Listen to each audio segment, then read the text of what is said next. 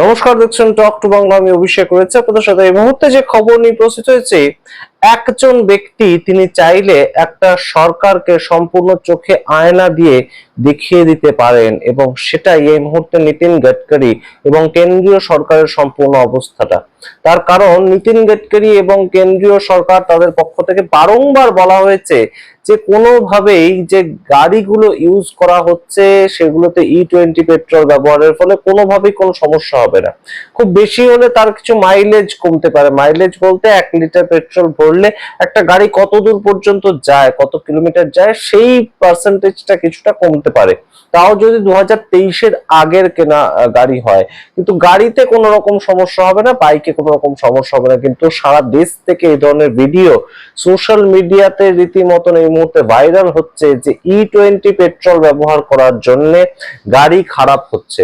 ঠিক সেই জায়গা থেকেই ডক্টর পঙ্কজ, ছত্তিশগড়ের একজন ডাক্তারবাবু, তিনি সরাসরি একটি গাড়ি কিনেছিলেন এবং তিনি কনজিউমার কোর্টে গিয়েছিলেন তার গাড়ি খারাপ হয়ে যাওয়ার পরবর্তীতে, এবং সেখান থেকে সরাসরি কিন্তু এই মুহূর্তে যেটা বেরিয়ে আসছে যে E20 পেট্রোল ব্যবহার করার জন্য গাড়ি খারাপ হয়েছে, সেটা সরকারি ল্যাবরেটরি, সেখান থেকে সেই রিপোর্ট বেরিয়েছে। সম্পূর্ণটা বিস্তারিত বললে আপনারা বুঝতে পারবেন এই মুহূর্তে যে কোথাও গিয়ে আমাদের সরকার, কেন্দ্রীয় সরকার, তাদের যে একটা হঠকারী সিদ্ধান্ত নেওয়ার প্রেক্ষিত, তার বিনিময়ে কিন্তু বহু বহু লক্ষ লক্ষ মানুষজনকে তাদের গাড়ি রীতিমতন খারাপ করার দিকে ঠেলে দিতে হচ্ছে। হতে পারে সেটা বাইক, হতে পারে সেটা স্কুটি, হতে পারে সেটা একদম রীতিমতন 4 হুইলার, কিন্তু সেগুলো E20 পেট্রোল ব্যবহার করার ফলে তার যে যন্ত্রাংশ, তার যে ইঞ্জিন, তার যে কার্বোরেটর, সেগুলো খারাপ হচ্ছে, সেটা প্রমাণিত এই মুহূর্তে। আপনাদের সামনে পুরোটা বিস্তারিত ব্যাখ্যা করে বলবো, এবং বলবো যে সম্পূর্ণ কনজিউমার কোর্ট থেকে কি কি নির্দেশ দেওয়া হয়েছে, যেটা সরকারকে কিন্তু এক্সপোজ করে দেওয়ার মতোই। সম্পূর্ণ বিস্তারিত বলার আগে অবশ্যই আপনারা যারা এখনো পর্যন্ত আমাদের টক টু বাংলা ইউটিউব চ্যানেলটিকে সাবস্ক্রাইব করেন, তারা অবশ্যই সাবস্ক্রাইব করুন, এবং অবশ্যই এই চ্যানেলটি আপনারা জয়েন করতে পারেন জয়েন বাটন ক্লিক করে। আপনাদের জানাই এই মুহূর্তে যে সরকার একদম সরাসরি বলে দিয়েছিল যে E20 পেট্রোল ব্যবহার করার ফলে কোনো মতেই গাড়ি খারাপ হওয়ার কোনো চান্স নেই, কিংবা গাড়ির কোনো পার্টস খারাপ হওয়ার কোনো চান্স নেই। কিন্তু এই মুহূর্তে আপনাদেরকে জানাই, এক ব্যক্তি, তিনি ছত্তিশগড়ের একজন ডাক্তারবাবু, এবং তিনি গাড়ি কিনেছিলেন মারুতি গ্র্যান্ড ভিটারা, এবং সেটা এসইউভি গাড়ি। Maruti Grand Vitara IEE strong hybrid Zeta Plus SUV, এই হচ্ছে পুরো গাড়ির মডেল নাম্বারটা। তো সেটা একটা এসইউভি গাড়ি এবং অবশ্যই অনেক দামি গাড়ি। তো সেটা কেনার পরবর্তীতেই গাড়িটা বারংবার E20 পেট্রোল ব্যবহার করার পরেই খারাপ হয়ে যাচ্ছিল। তো সেই গাড়ি খারাপ হয়ে যাওয়ার দরুন তিনি ওয়ারেন্টির মধ্যে থাকা অবস্থাতে সেটাকে সার্ভিস সেন্টারে নিয়ে যান। তো সার্ভিস সেন্টারে গিয়ে বলা হয়, পরীক্ষা করে, বেসিক পরীক্ষা করে, যেটা E20 পেট্রোল ব্যবহার করার ফলেই এই যে ট্যাঙ্কের মধ্যে এক ধরনের জিনিস জমে রয়েছে দেখা যাচ্ছে, যেটা সাধারণত সাদা একটা পদার্থ জমা রয়েছে, যেটাকে দইয়ের মতন দেখতে লাগছে, এবং সেটার জন্যই কিন্তু গাড়ি বসে যাচ্ছে বা গাড়ি আটকে গিয়েছে, সিজ হয়ে গিয়েছে, ইঞ্জিন সিজ হয়ে গিয়েছে। তো সেই জায়গাটা নিয়ে একদম যখন তিনি ডিলারের কাছে যান, কোম্পানির ডিলারের কাছে, তখন তিনি বলেন যে আমাকে যখন বলা হয়েছিল গাড়ি কেনার সময়, সেই সময় তো আমাকে বলা হয়নি যে এই পেট্রোল আমি ইউজ করতে পারবো না, তাই সেই ক্ষেত্রে আমাকে তো এখন এই মুহূর্তে সরাসরি ওয়ারেন্টি পিরিয়ডের মধ্যে যেহেতু আছে, আপনাদের তো বিষয়টা দেখা উচিত। তো সেই ক্ষেত্রে কোম্পানি থেকে একদম বলে দেওয়া হয় যে আপনার গাড়ির তো কোনো অসুবিধা হয়নি, অর্থাৎ গাড়ির ইঞ্জিনের তো কোনো অসুবিধা হয়নি, ম্যানুফ্যাকচারিং কোনো অসুবিধা হয়নি, কিন্তু পেট্রোল ঢেলছেন তাই গাড়ি খারাপ হচ্ছে, এটা তো আমাদের সমস্যা নয়, আপনাকে আমরা কোনোভাবেই সাহায্য করতে পারবো না। কোম্পানি তাদের পক্ষ থেকে সম্পূর্ণ একদম কাঁধ থেকে ঝেড়ে ফেলে বিষয়টাকে, কিন্তু গাড়ি এদিকে খারাপ হয়ে পড়ে রয়েছে, 18 লক্ষ টাকার দামের গাড়ি।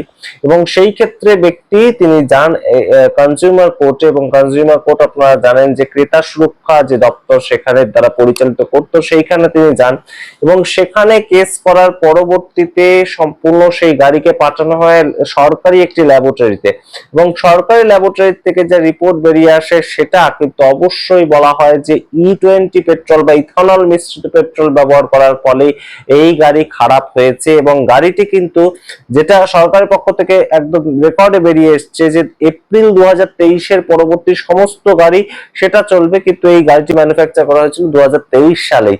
তো সেই ক্ষেত্রে কিন্তু অবশ্যই কেন সরকারের পক্ষ থেকে এই ইথানল মিশ্রিত পেট্রোল ব্যবহার করে এই গাড়িটি খারাপ হয়েছে, সেই রিপোর্টে তা বেরিয়ে আসার পরে একদম কনজিউমার কোর্ট এই মারুতি সুজুকি তাদেরকে যেটা একদম নির্দেশ দিয়েছে যে এই কোম্পানির পক্ষ থেকে একটি নতুন E20 সাপোর্ট করে সেরকম গাড়ি, একই মডেলের গাড়ি সেই ব্যক্তিকে দিতে হবে, এবং যেটার মূল্য কিন্তু আজকের বাজার অনুযায়ী তাকে দিতে হবে। এবং তার সঙ্গে যদি সেটা তিনি না দেন, 45 দিন টাইম দিয়ে দিয়েছে কোর্ট, 45 দিনের মধ্যে যদি কোম্পানি সেটা না দেয় তাহলে তাদেরকে ক্যাশ পেমেন্ট করতে হবে। সেই ভদ্রলোককে কি পেমেন্ট করতে হবে?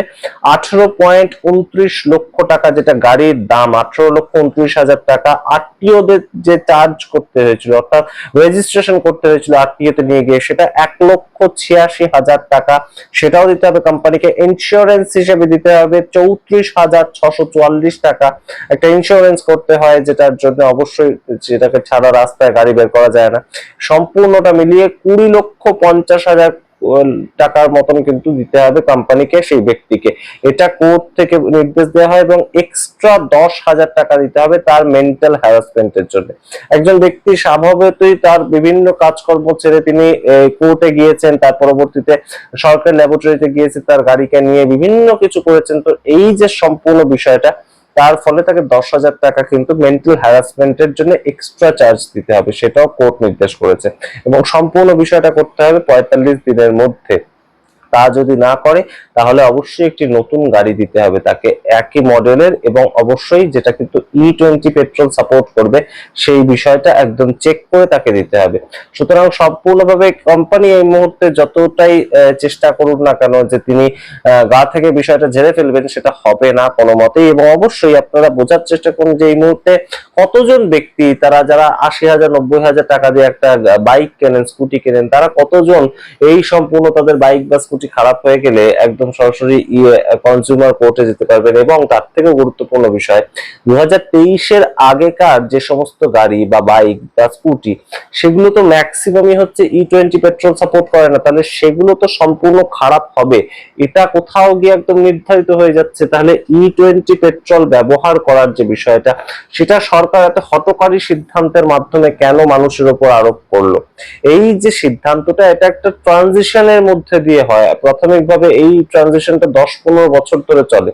একটা গাড়ি সামগ্রিকভাবে যখন হঠাৎ করে আসে, সেটা E20 পেট্রোলের জন্য সুটেবল হয় না, তো সেই ক্ষেত্রে সেই E20 পেট্রোলের জন্য সুটেবল গাড়ি বানাতে হয়, এবং সেটা কন্টিনিউয়াস বাজারে সাপ্লাই করতে হয়। এবং সেই ট্রানজিশনটার মধ্যে দিয়ে যখন একটা সময় আসে, সমস্ত গাড়ি তখন E20 পেট্রোলের মধ্যেই একদম প্রবেশ করে যায়, এবং তখন E20 পেট্রোলটা বাজারে লাগু করা যায়। তো সরকারের এই সিদ্ধান্তটা যদি হঠাৎ একদম ওভার দ্য নাইট তারা নিয়ে ফেলে, তার তো একদম খেসারত আম জনতাকে দিতে হবে। এবং কতজন জানেন এই ক্রেতা সুরক্ষা ভবন সম্পর্কে কিংবা ক্রেতা সুরক্ষা কোড সম্পর্কে? এই বিষয়টাও তো গুরুত্বপূর্ণ। আমাদের দেশের কতজন ব্যক্তি এই সামগ্রিক বিষয়টা সম্বন্ধে ওয়াকিবহাল? তিনি ডাক্তারবাবু ছিলেন, এবং তিনি ছত্তিশগড়ে 18 লক্ষ টাকার তার গাড়ি, একদম নতুন গাড়ি খারাপ হয়ে গিয়েছে, তাই জন্য তিনি এতটা বিষয়টাকে নিয়ে ভেবেছেন।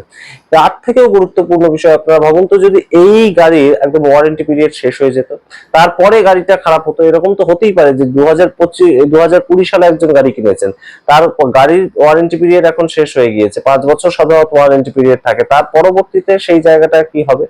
সেই বিষয়গুলো নিয়ে কিন্তু অবশ্যই এই মুহূর্তে চর্চা হওয়া দরকার। এবং অবশ্যই সরকারের কাছে কিন্তু কোথাও গিয়ে একদম সরাসরি এক্সপোজড হয়ে গেল বিষয়টা, যে সরকার বলেছিল মারুতি তো এত এত গাড়ি বের করছে, তারপরেও তো কোনোভাবেই কোনো গাড়িতে কোনো সমস্যা দেখা দিচ্ছে না, শুধুমাত্র কিছু মাইলেজ কমছে। E20 E10 এর জায়গায় E20 পেট্রোল ব্যবহার করা হচ্ছে, তাই জন্য কিছু মাইলেজ কমছে। এখন এই বিষয়টার মাধ্যমে তো একদম সরাসরি বেরিয়ে এলো, সরকারি ল্যাবরেটরিতে টেস্ট করার পরেও গাড়ি খারাপ হচ্ছে। অর্থাৎ কোথাও গিয়ে ইথানলের জন্য মানুষ কিন্তু তাদের গাড়িটাকে একদম সরাসরি নষ্ট করার মুখে নিয়ে যেতে হচ্ছে। অর্থাৎ গাড়ি কিনে এখন বাড়িতে বসিয়ে রাখতে হবে, কারণ গাড়িতে পেট্রোল ভরে সেটা চালালেই তো গাড়ি খারাপ হয়ে যেতে পারে।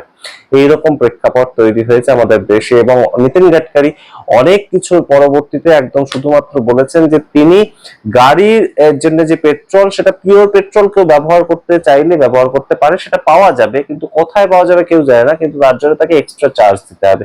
এক্সট্রা চার্জটা কত বর্তমানে যদি আমরা ধরি যে রেট চলছে 110 টাকা থেকে 114 টাকা, বিভিন্ন শহর মিলিয়ে আমরা বলছি, সেটার জায়গায় একদম পিওর পেট্রোল যেটা, সেটা 170 থেকে 175 টাকা। এবং সেটা কোথায় পাওয়া যাবে কেউ জানে না। সমস্ত জায়গাতেই ইথানল মিশ্রিত পেট্রোল এখন সাপ্লাই করে দেওয়া হয়েছে। সম্পূর্ণটা আপনারা বুঝতেই পারছেন এই মুহূর্তে কোন জায়গায় আমরা দাঁড়িয়ে আছি। বিজেপির যারা একদম কট্টর সমর্থক, যারা একদম অন্ধভক্ত, তো তারাও কি তাদের গাড়িটা একদম এইভাবে নষ্ট করতে রাজি থাকবেন আমরা জানি না, নাকি তারা একদম সরাসরি সাইকেল করে এখন যাতায়াত করবেন। আপনারা উত্তর দেবেন। আপনাদের গাড়ি নিয়ে যদি এই ধরনের কোনো অভিজ্ঞতা হয়ে থাকে অবশ্যই কমেন্ট বক্সে কমেন্ট করুন।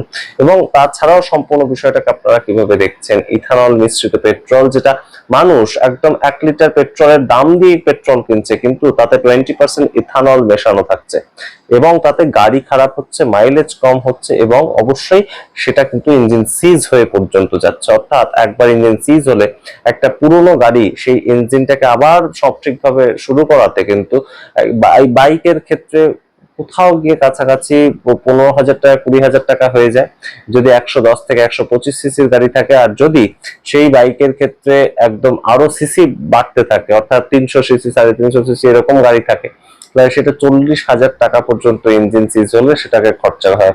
এবং গাড়ির ক্ষেত্রে তো আমরা হিসাবটা ছেড়েই দিলাম। সুতরাং সম্পূর্ণ বিষয়টা এই মুহূর্তে কিভাবে আপনারা দেখছেন? সরকারের জন্য মানুষের গাড়ি নষ্ট হচ্ছে, একদম জলজ্যান্ত প্রমাণ উঠে এলো এই মুহূর্তে। আপনাদের সামনে রাখলাম পুরো এপিসোডটা। আপনারা কেমন মনে করেন সম্পূর্ণ বিষয়টাতে? আপনাদের বক্তব্য অবশ্যই কমেন্ট বক্সে কমেন্ট করতে ভুলবেন না। দেখতে থাকুন টক টু বাংলা। অবশ্যই টক টু বাংলা ইউটিউব চ্যানেলকে সাবস্ক্রাইব করুন এবং অবশ্যই ছড়িয়ে দিন টক টু বাংলা আপনাদের সোশ্যাল হ্যান্ডেলে।